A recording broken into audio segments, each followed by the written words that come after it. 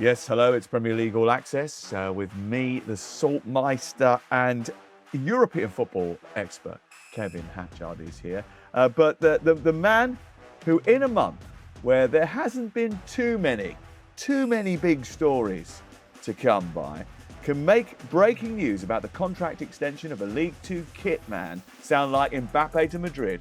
Alex Crook is here, despite the fact that he's had about 7 hours sleep. Hello, mate. How are you? Are you recovered from what was a very unbusy deadline day?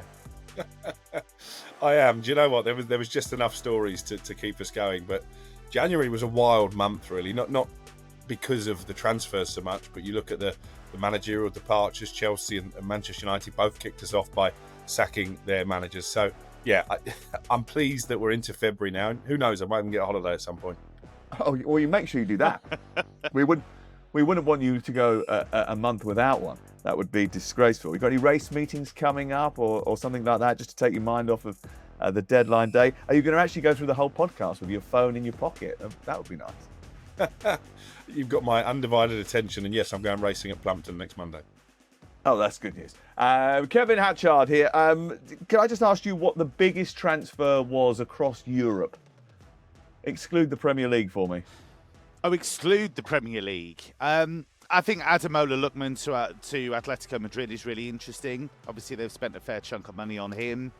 He's been wanting to get out of Atalanta for quite a while, but that shouldn't diminish what he achieved there. For him to have scored that hat-trick in the European final, which Atalanta won against Bayer Leverkusen, that will be in club folklore forevermore. And I think he did generally handle himself quite well. I mean, I think there were promises made to him that weren't kept. He had some fallings out with the likes of Gasperini and Juric, but I think overall he'll be viewed as somebody who was incredibly positive for that club. And I think under Diego Simeone, he gives them something a bit different. They've got strength with Sørloth, they've got ingenuity with Julian Alvarez, and I think he just gives them something a bit extra up top. Okay, let's get into the Premier League transfer window now. Ademola Lookman was a Premier League player for a little while as well, wasn't he? Because Crookie's got that deadline day look in his eyes, and we don't want him to drop off to sleep. He needs to go and get some rest. So we're going to find out where it's left us, what it means for the title race, who are the winners, who are the losers. There were last-minute collapses. There were deals that went through seemingly after the deadline. There were panic buys. There was a bit of heartbreak for one player in particular. And there was a captain kicking off. Let's get into it. Well, you know what it's like after transfer deadlines have closed. Everybody assesses where you are and what it's like and whether or not you've got the replacements that you need to achieve your goals for the rest of the season. You know, if you're Manchester City, you've added firepower and solidity, so you think you may well be able to close the gap to Arsenal. If you're Arsenal, okay, you think you've got enough to maintain what you've done so far and you're just strategically plotting your way through. If you're Liverpool, you've started to buy players for the future to bolster your squad. If you're Chelsea, you've accumulated your 19th winger and 14th centre-half, none of which are ever going to play for the club. If you're Wolverhampton Wanderers, you seemingly are just buying talent so that they can show themselves over the course of the next 6 months in the Premier League in order to probably get a move somewhere else and you can cash in on them again. So you're pretty good at that. If you can sell Strand Larsen for 48 million quid, good luck to you. We'll get to that in just a second. But if you're Tottenham Hotspur, then you are clearly pulling your hair out, especially if you're the captain of the club, because Christian Romero, who has been on the old social media once or twice before to call out the board, sent another Instagram post this week having a go at his paymasters. Moments after the transfer window closed, the Tottenham captain posted an Instagram post saying the club's squad depth was disgraceful, and he had a complete face palm emoji. He exact quote is this: "We only had 11 players available. Unbelievable but true and disgraceful. We'll keep showing up and taking responsibility to turn this around." Now, Tottenham do have 13 players injured, more than any other Premier League club. They managed to draw 2-2 with Manchester City. Romero actually came off at half-time in that game because he was ill. They did sign Conor Gallagher in the January transfer window, but they sold Brennan Johnson. So their net spend during the window is approximately zero. Now, I suppose one of the key questions here, Crook, is Romero right? Have Tottenham been left in the dark or left sort of lingering because we were thinking they might spend a little bit more? How does Thomas Frank deal with this? Does it undermine his authority? And why on earth are his teammates, Pedro Porro, Solanke, Maddison and Gallagher, who's only been there for 2 minutes, liking this post? Well, there's so many questions there, so many layers to untangle, if you like. First and foremost, I'm amazed that anyone got hoodwinked into thinking Spurs would spend big in this window. I'm amazed that when Daniel Levy was shuffled out the back door and the owners said, this is a brave new dawn, we're going to prioritise sporting success, we're going to invest in the team. Why did anyone fall for that? Because Daniel Levy being there or not doesn't make any difference. They're still owned by the same people. They're still run by ENIC. So I never bought into this massive sea change. I think the reason that Levy was ushered away from a position of power was because they want to sell the football club ultimately. This is the second time that Christian Romero has gone on social media and vented. I think he deleted a word from his previous Instagram post, but we'd all seen it by then. So I do think it's an issue when the man wearing the armband goes to social media and just absolutely tears into the club. I don't think it does Thomas Frank any favours. I think it shows what I've been saying for a while, really, that Christian Romero isn't really befitting to be captain of a Premier League club. I'm not buying that he was taken off at half-time because he was, quote, ill. I think we're going to find out maybe there was more to that particular story than meets the eye.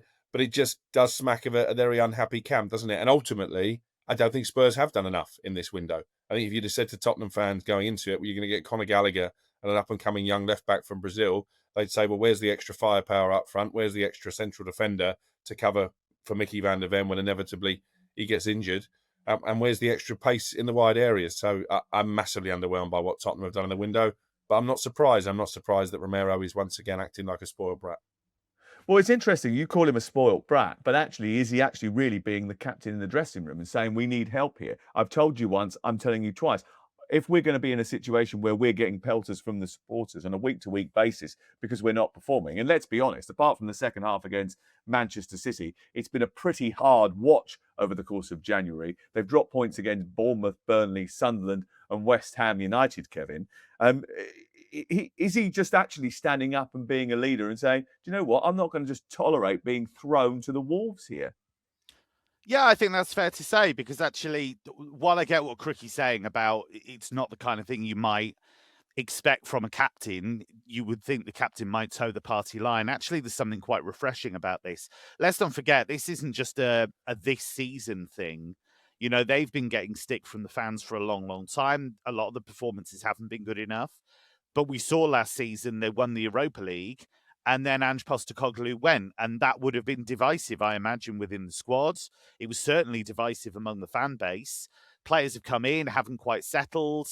I think some of their business has been impressive, but you don't get the feeling that they've really kicked on. And you don't get the feeling that they're really taking seriously the fact that they are so close to the relegation zone. Now, I'm not saying Spurs are going to go down, but if you're a fan base and you're looking at the table and thinking, well, hang on, if West Ham were to put a run together, if Forest and Leeds keep picking up points here and there, we could suddenly be in danger. And so it does strike me that, there's no kind of faith in the coach. You know, it's not really backing up Thomas Frank to have not really given him the tools to kick on. So there's still going to be a lot of talk about his future. But also, it's not really an acceptance of the dire situation they could find themselves in. Well, Thomas Frank said, I think in response to the first post, you know, the transfer window is not Football Manager. You have to build a squad over time. And actually, that's quite a thoughtful thing to say, but it does sound like he's towing the party line. The issue here is that when they got rid of Daniel Levy, the briefings that we got was that they were going to spend and they were going to push this club on to sporting success. That definitely hasn't happened in this transfer window. Now, it may well be that none of their top targets were available. I know that they wanted to get Antoine Semenyo and they put a good package on offer in order to try and get him, but he was always going to go to Manchester City. But Kevin's absolutely right. You know, this is a club that actually look as if they're a little bit arrogant about the fact that they are where they are in the table. Because whereas we talk about Arsenal's 6-point gap and the fact that, you know, 2 of their next 14 games are against teams in the top 6, you look at Arsenal, their gap to the relegation zone is still big enough for them not to sweat too much. But Their next few fixtures, Manchester United away, Newcastle at home where they never win, Arsenal at home, Fulham away, Crystal Palace, who are now stacked with attacking talent, Liverpool away, and then a massive game against Nottingham Forest on the 22nd of March, are defining fixtures, Crook, aren't they? Those fixtures are not easy, especially when Tottenham can't beat Burnley, can't beat West Ham, and can't beat Bournemouth. Listen, I don't think Tottenham are genuinely in a relegation battle because I don't think the teams below them are good enough to pick up the points they need. Burnley and Wolves are gone. Yes, West Ham have improved, but I'm still not overly convinced by what they did in the window either. So I think Tottenham will be okay. But yeah, I guess there is an element of arrogance, not seeing the possibility of a relegation fight coming over the hill.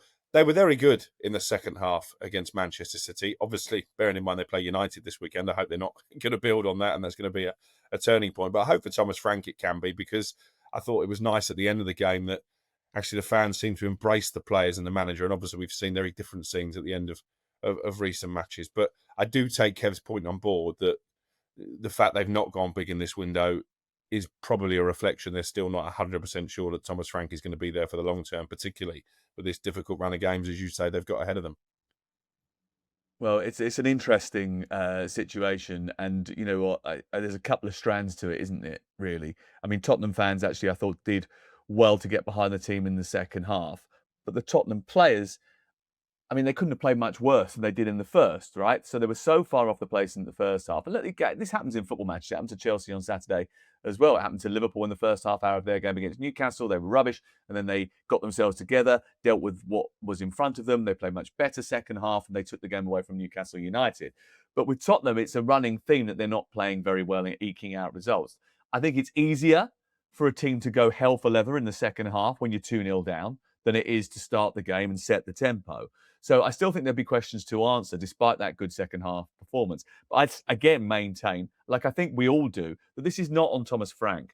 Even at times you can say some of the players could be questioned more than he could, but it's really on the board and the way the club has been run over a series of years that has put them in this situation where, okay, you're right, they're probably not going to go down, but they can't just accept that they're going to finish 16th or 15th every season until someone with a magic bullet comes along and makes a silk purse out of a sow's ear. Because if you haven't got the resources, you cannot expect Tottenham to achieve what it is that apparently ENIC want them to achieve, which is sporting success. Anyway. But I think this speaks to a wider issue, Sam, just quickly.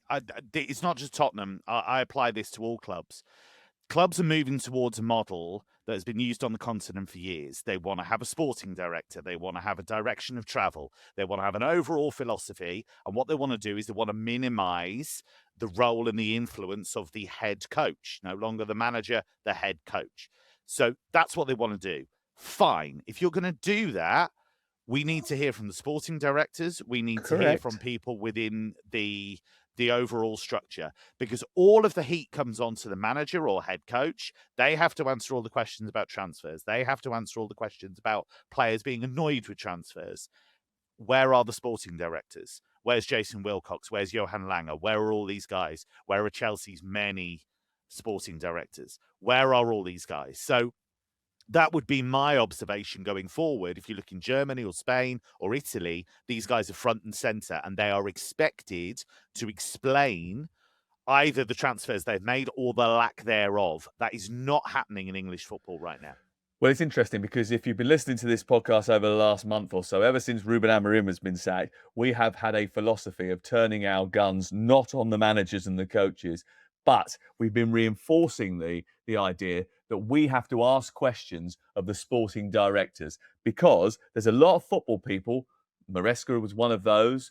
Nuno Espirito Santo was one of those when he was at Nottingham Forest, that have had enough of business influence on football matters. And football people want to be able to get on with football things, and they want to use their expertise, which they've garnered over many years, to be able to develop a football team. What they don't want is to be told by people in suits with laptops and algorithms what the players that they've acquired are capable of doing, or how many minutes a player should play, or where they should get a player from because this one represents greater value and has got potential because he's got this many metrics in this league. What they want is to be able to recruit properly to build a football team. And football people have had enough of sporting directors sticking their nose in first team business. The best sporting directors take care of that strategy and that philosophy, and they feed the manager with the players that are going to enhance his ability to do the job.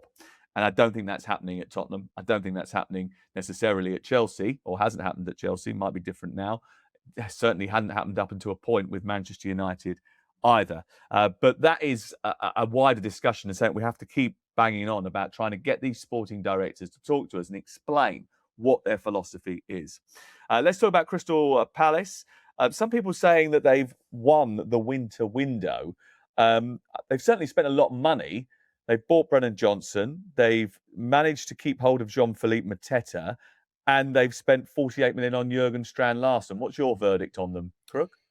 I think it's going to be more like 43 million on Strand Larsen, because what I'm told, the £5 million add-ons are maybe a little bit fanciful, shall we say, and depend on certain success in Europe for Crystal Palace. So, yeah, it's a lot of money, but it's not as much as Wolves turned down from Newcastle in the summer. You have to remember that Eddie Howe was prepared to sanction a £65 million move for this player, and he's a better judge of footballer than you and me. So I understand the suspicion, because he's not scored many goals, certainly from open play this season, but a lot of his minutes have come off the bench.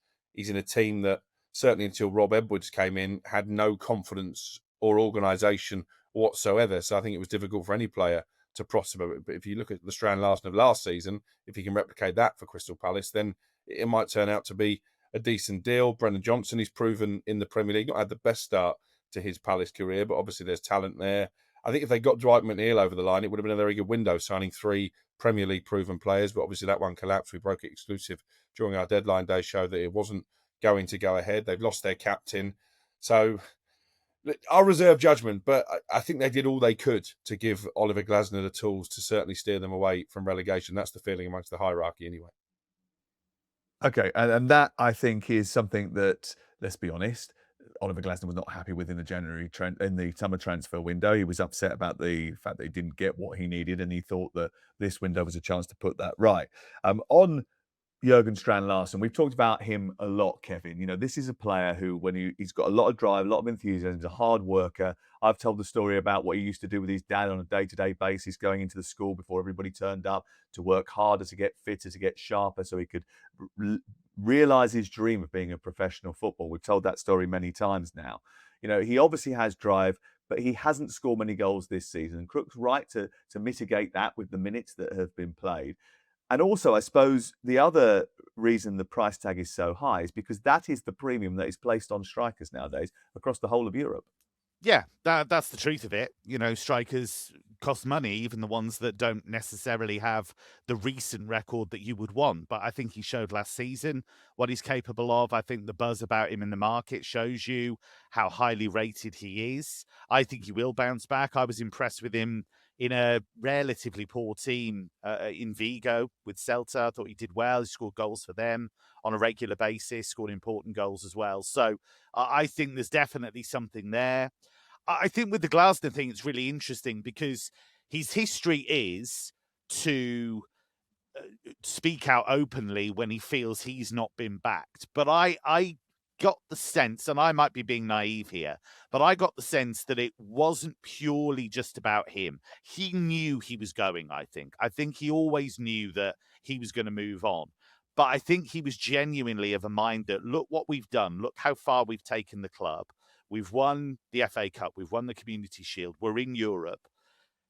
I want to leave this in a decent place. And I don't want it to just go back to how it was now that I've gone. It's not just for me. It's for the guy that follows me and the guy that follows him. So I think while it was about his personal frustration, I have a sense it might have been a little bit wider than that as well, because I think he knew he probably was going to move on.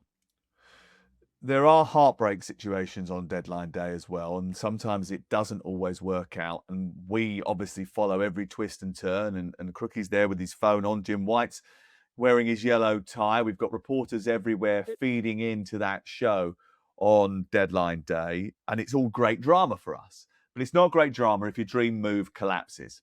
And there were 2 incidences of that involving Crystal Palace on deadline day. You had Jean-Philippe Mateta his deal to go to Milan fell apart because of a medical. And then Dwight McNeil didn't get his move from Everton that he expected to go through. And I think this is sort of quite heartbreaking because Jean-Philippe Mateta is probably going to miss out on a World Cup place because he isn't playing well at the moment. He's got this knee injury, which is restricting him, hasn't scored for a long time. He obviously was desperate to go to Italy. We saw that with his own Instagram post. And then you've got the Instagram post from Megan Sharpley, who is the girlfriend of Dwight McNeil, who talks a lot about the issues that it's going to cause Dwight mentally. And sometimes, Crook, we don't recognise that. We don't talk about that, do we? No, and I think actually Raheem Sterling's a classic example of that as well. He's taken a lot of stick in certain quarters for being seen to hold Chelsea to ransom. But actually, the main reason he didn't want to just accept any move away from London was because his family is settled there and he didn't want to say go to Bayern Munich for 6 months, which on the face of it would have been a brilliant move to relaunch his career and uproot his kids from school. And I think we forget that footballers are human. And in Dwight McNeil's case, moving from the Northwest to London, having played for Burnley and Everton for most of his career, would have been a huge undertaking. And to have that snatched away so dramatically, it is going to take a little bit of time to get over. And I think the two deals are linked, actually. The reason that Palace ultimately had to try and change the terms from a permanent £20 million move to a loan with a £20 million obligation at the end of the season was because they didn't have that money from Mateta's ill-fated move to Milan. Yeah, and we did float that there might be a problem with a medical on Sunday on the show that we were doing at White Hart Lane when we were discussing it, you telling us that the medical was being undertaken. And I said, at the time, this is a guy who has a knee injury and has had one for a long time. He's been playing through the pain barrier. So, let's just see what the results of this is. And obviously Milan not willing to take a gamble on that. I think it is also worth pointing out with Dwight McNeil that his girlfriend has actually had some serious illness problems over the last couple of years. And he is at times having to be the carer for her. And I think clearly when you've done the medical, you've done the agreement of the contract, you're not ending up going to somewhere where you think it might have been the fresh start that they wanted and they dreamed of because they'd been through so much. And the promise of that new life being snatched away in the last few minutes of the transfer window, obviously clearly has hurt them bad. So it'll be interesting to see what happens next, because the other side of this, Kevin, is that you've now got two players at two different clubs that arguably didn't think they were going to be there 24 hours ago. You've got to ask where their head's at and how they're going to be able to get their minds around this. Yeah, and that's the important thing. A player isn't just a line on a spreadsheet or a line on a squad list. They have family situations, they have their own mental health. It's a high pressure business, incredibly high pressure. And I think we forget that sometimes. And I think sometimes people look purely through the prism of what they think makes sense in terms of football. I've been saying for ages with Harry Kane, I just didn't think he was going to come back to the Premier League as quickly as people thought he would. Everybody went on about the record and all of that business. But him getting his family settled, it strikes me, everything you hear out of his camp, everything you hear from him in interviews was very, very important. And he's taken a massive move there to Bavaria, to Grunwald, and they seem very happy, very settled. And I think that's the thing. You're looking at it in a wider sense. I mean, with Dwight McNeil, David Moyes has had a place for him in that squad. Absolutely. He's been playing some games, getting some minutes. But yeah, it is really tough. If you think that the move is on and then it's snatched away, it is difficult for players to deal with. Absolutely. And then you have to perform and then perform again and then perform again. And there's games all the time. And it is really, really difficult for players. Yeah, sometimes it can work in your favour and it can spur you on to be even better and prove everybody wrong. Sometimes it can go the other way and you can find it really hard to sort of recalibrate. Manchester City, they were the early bird in the transfer window. They got their business squared away long before the window closed. They snared Antoine Semenyo and Mark Gahey. It's the second transfer window in a row where third transfer window in a row where they've gone big. Last January in the summer, and during the current winter transfer window as well. The big clubs have been buying domestically, Crook, haven't they? Because I suppose there is less settling in time. Are we in danger, though, of creating a league where Arsenal, Manchester City, Chelsea, Liverpool, Manchester United let Bournemouth, Brighton, Palace, Brentford and the like do all their scouting, settle the players into the Premier League for them, and then go and pinch them. Yeah, but you know what? I don't think it's a terrible idea. I think one of the big problems at Manchester United since Sir Alex Ferguson has left has been their refusal almost to recruit from within. And if you look at the summer window that they had, that changed, didn't it? They got Matheus Cunha, tried and tested in the Premier League, Brian Mbeumo, who didn't need any adaptation period in the Premier League either, and they've both turned out to be excellent signings. So I think it makes an awful lot of sense. Why would you take a risk on a player from an inferior league? And the Premier League is the best league in the world. We've seen that in the Champions League, who's going to take time to settle, particularly in January. You need players who are going to come in and hit the ground running. Antoine Semenyo has done that. I'm delighted for him because it's not always been the case when Manchester City have signed players from the Premier League. Just look at Calvin Phillips, who went to Sheffield United on deadline day, for examples of where it goes the opposite way. But I always had faith in Semenyo because he's a tremendous character. I think you look at the way he conducted himself when he knew he was going to leave Bournemouth. He insisted on playing right until the bitter end, scored a big goal to turn their season around against Tottenham. So it's not a surprise to me that he's done so well. And I think Mark Gay is of a similar character. For the second year running, the top of the table goes to Manchester City in terms of spending big. This is all part of the rebuild, though, isn't it? And rumours actually persisting that Pep Guardiola is going to be leaving at the end of the season, with Xabi Alonso emerging as a possible contender to replace him. The Telegraph reporting this morning that Maresca and Fabregas are also on that list, amid a sort of growing belief that this is going to be his last season in charge. Is that the feeling that we're getting? Yes. I've been hearing the whispers for some time from people well connected up in Manchester. I know Pep has vehemently denied it and got quite emotional about it in press conferences, but maybe that's a case of him protesting too much. I think ideally he'd like to go out on a high. So if they don't win the Premier League or the Champions League this season, then maybe he might give it one more go next year. But I certainly wouldn't be surprised if this is the end of Pep Guardiola's tenure, and that's why Manchester City are already on the lookout for potential replacements, because they'd have heard the whispers as well. It's hard, isn't it, Kevin? As much as you think this is the most attractive job in the world because it's a very stable club, it's got great facilities, it's got a sensational squad, you don't really want to go in after Pep, do you? No, absolutely not. I mean, that's the nightmare scenario, isn't it? And it's interesting with Xabi Alonso because obviously he's been the man after Ancelotti at Real Madrid, and Ancelotti did obviously had a difficult last season, but in general did a phenomenal job with Real Madrid. That was quite jarring for them. I think with Xabi Alonso, he would be a more natural fit and more natural successor to Guardiola in the sense that they are used to taking that level of instruction, those Manchester City players, and they're used to having to go along with it, because you listen to the way he talks about certain players. You know, he was talking about Savinho the other day, wasn't he? And there was one moment where he could have fouled the player and didn't, and he just let him go. And that was like, right, you're off. And that's probably a punishment for him. So I think Xabi Alonso going in there, I think, would be less jarring than what Xabi Alonso found at Real Madrid.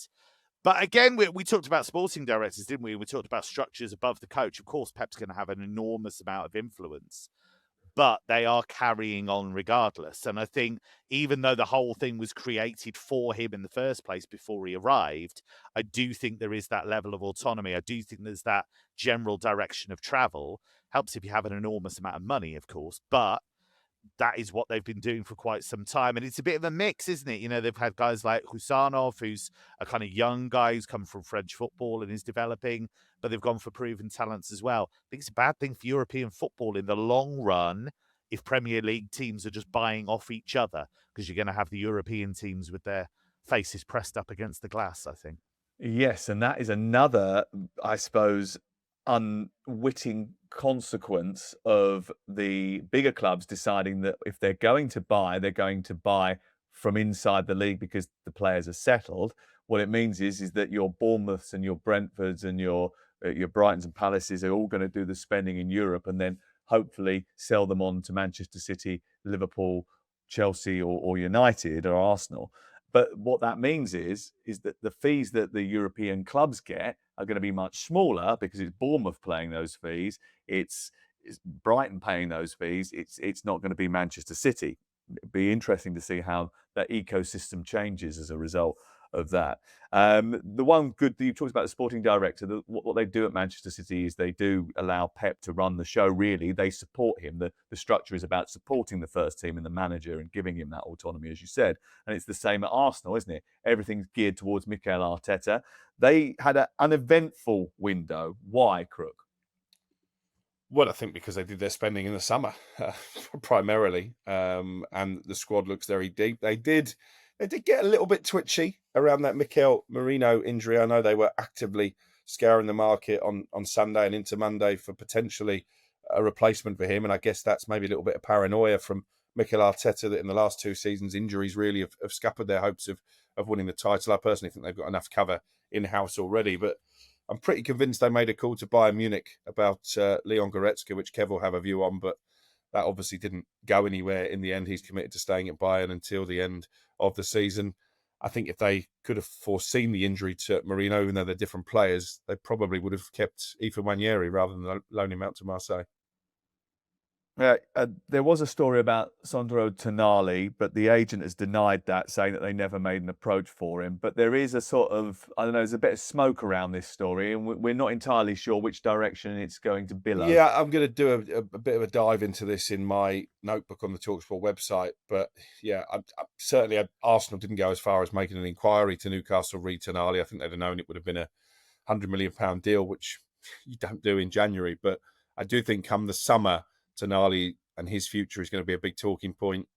Keep hearing suggestions that maybe he's a little bit homesick. He wouldn't mind a return to Italy, but it's difficult to see how clubs in Serie A can match that astronomical price tag. But he's good enough, isn't he, to go and play for a team like Arsenal or Manchester City in what is a really key area of the pitch. Okay, let's wrap up the rest of the transfer window elsewhere, starting at the bottom club, Wolves. Wolves have a 0.02% survival chance, according to Opta. So why on earth have they started to bring players in? Well, they cashed in on Jurgen Strand Larsen for 43/48 million pounds. They sold him to Crystal Palace, which was good business. But this is a typical Wolves thing to do, right? They sell their best players. What was it at the beginning of the season they said? They said, we're not going to sell Jurgen Strand Larsen. Well, they've sold him. They scrambled on deadline day for reinforcements. Not necessarily the same calibre of striker. They bought Adam Armstrong, which looks like a preparation move for the Championship, and Angel Gomez. They're 18 points adrift of safety. Only 1 league win all season.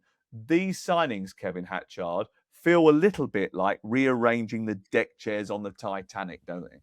Yeah, because it's a really difficult sell to players, I imagine, because you've got 8 points at the bottom of the Premier League. But somebody like Angel Gomez is perfect for him because if you look at his time at Marseille, he's continued to be a bit of an enigma. Some good performances, but then either wasn't getting in the team or wasn't playing particularly well.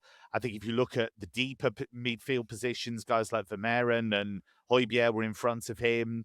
There hasn't always been a natural kind of place for him. And what we know about Roberto De Zerbi is he has very, very high standards, and some of them are linked to quite obscure things. And so if he goes off you for any reason, it can be difficult to get back in that starting 11. Doesn't mean he's not a good player. And I think it gives him a window to get some minutes, show that he can compete in the Premier League. Of course, he's had England recognition. But I think that's what it's all about. It's about Wolves getting a decent player in the meantime, and it's about him being in the shop window for the next few months.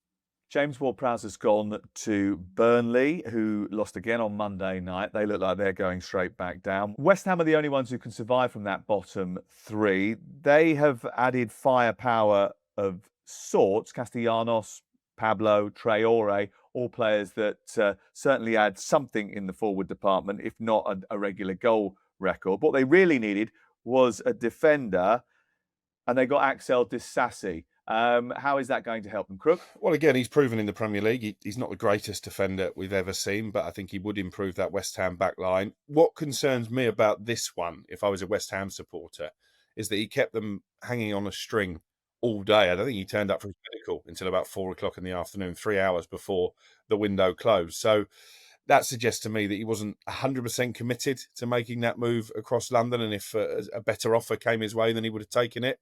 So I would question, is that the type of character and mentality that you really need in a relegation battle?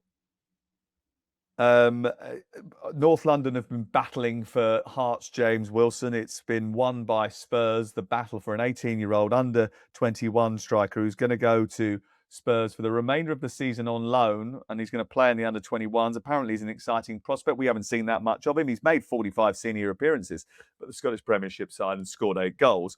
But what was this all about, Kev? Why were they so interested in him? Well, I just think it's a really interesting one, this, because clubs are doing this more and more. They're picking up players who have been successful at levels like that, and they're putting them into the under-21 team and trying to develop them, and that's all very well. But if anything, it makes it more galling, considering what we started with at the top of the show, because fans are impatient. And fans want to see, even though this is a player with talent, and this is a player, like you say, with a first-team track record, they want to see proven solutions now. And it's really, really difficult. And if you're kind of fiddling around at the edges, he might prove to be great in the next 2-3 years, but they want success now, and they don't want to be in a relegation battle now, dramatic as that seems. So I think, again, clubs are doing this more and more, and it kind of speaks to what we were talking about earlier about European clubs being locked out to some extent, because I think what used to happen a lot of the time was, say, German clubs. This is a very German move, this. German clubs will be able to bring in this kind of player and maybe develop them. I think they're going to the Premier League earlier and earlier, and they're going into youth squads and they're being stockpiled, and some of them might make it and some of them might not. But again, it's another reason why I do fear a little bit for Bundesliga clubs, for Serie A clubs, for La Liga clubs, because the Premier League is kind of spreading its tentacles out and shutting some of these avenues down. It is a concern. Well, one of the clubs that is going to benefit from Premier League cash is Rennes again. They've got a lot of money off Manchester City for Doku. They've got a huge amount off Liverpool now for Jeremy Jacquet, who was sort of a bit of the subject of a tug of war between Chelsea and Liverpool. Why, having looked at Chelsea's roster of defenders, Chalobah, Fofana, Tosin, Badiashile, Disasi, Anselmino, Harto, Colwill, and now Mamadou Sarr, did Jacquet decide that actually probably best not go Stamford Bridge, Crook? Yeah, well, I think as you intended, you've put the answer in the question. He feels like there's a stronger and quicker pathway into the first team at Liverpool. We don't know what's going to happen with Ibrahima Konate yet, but at the moment there's no sign of him penning that new contract, so there could be a vacancy alongside Virgil van Dijk as soon as the start of next season. Speaking to sources close to this deal, on Sunday, I was being told that whatever happened, Rennes were going to keep him until the end of the season. That was a big stipulation of sanctioning any transfer. Liverpool obviously were willing to do that. I think at one stage Chelsea were pushing for his arrival in this window. In the end, they ended up bringing Sarr back from his loan at Strasbourg. Interested to see how many minutes he gets. But I think he's made the right call, Jacquet. And again, Liverpool are getting a bit of stick. Even Danny Murphy on our review show last night was saying they're light defensively. Why didn't they go back in for Mark Guéhi?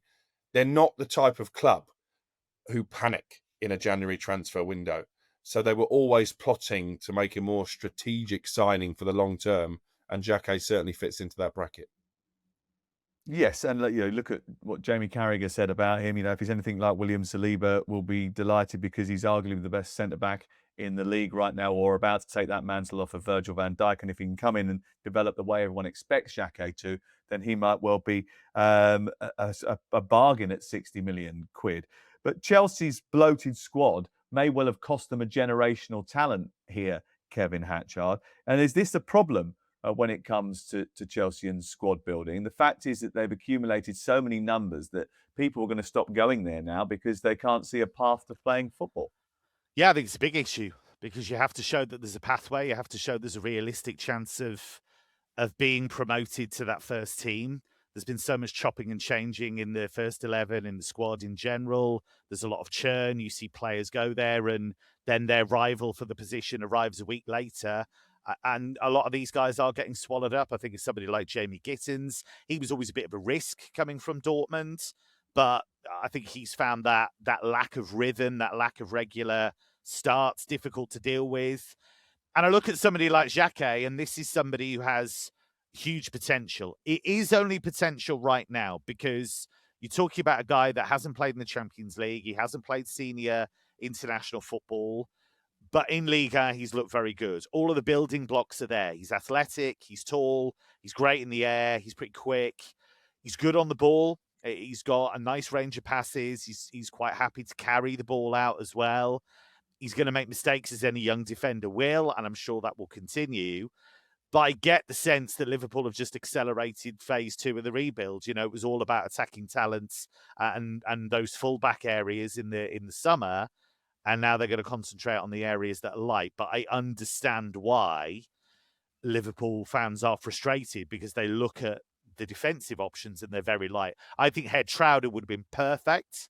I can understand why that didn't work, because Sunderland didn't have time to bring in a replacement for him. But I think he would have been a great signing for Liverpool for the second half of the season. Well, thank you very much for analysing the window with me this morning. I appreciate that. We have got 2 live games this week on talkSPORT from the Carabao Cup, the semi-final between Chelsea and Arsenal. It works into its second leg at the Emirates, with Arsenal leading by 3-2.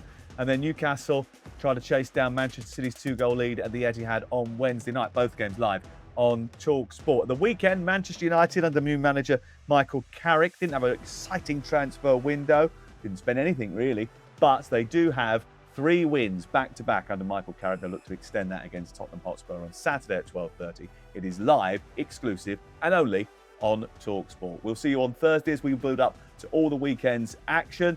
Crookmeister, thank you very much. Well done yesterday. Excellent transfer window from you. You broke a lot of stories. You deserve a lot of credit for it. So we'll give you a little round of applause. Thank you very much. We'll see you next time.